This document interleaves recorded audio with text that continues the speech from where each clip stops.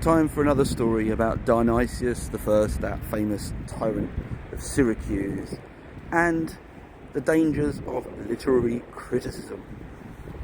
So you may have seen another video I did where I spoke about Dionysius I and the sword of Damocles.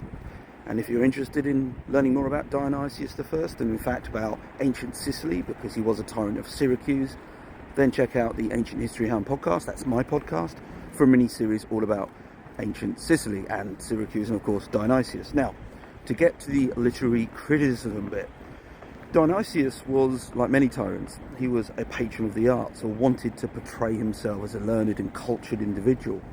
And so what he did at court was he surrounded himself with poets, artists, that kind of thing. And he also used to indulge a bit himself. Problem was, he wasn't very good.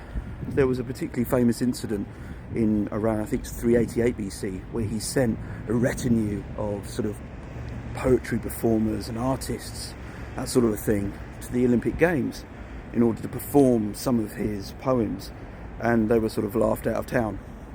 But things got very nasty at home, because amongst the many sort of people that he had, again poets, musicians, that sort of thing, was an individual called Philoxenus. And so it goes that one day he's giving a recital of his poetry, or rather he has Philoxenus evaluate and give an honest, shall we say, assessment of his poetry and his abilities in that regard. Philoxenus is very frank about it, very frank.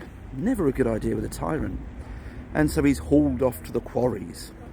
The next day his friends petition Dionysius and say, look, come on, you can't be like, look, give him one more chance, okay? Just bring him back, okay? Why didn't you try some new poetry on him? He'll probably like that.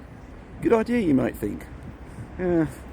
And so the next day, Philoxenus was at court, and Dionysius tried him on his new poetry. And he said, what did you think? What did you make of my poetry?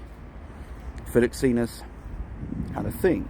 He didn't say anything. He just got up, went up to the servants, and asked to be taken back to the quarry.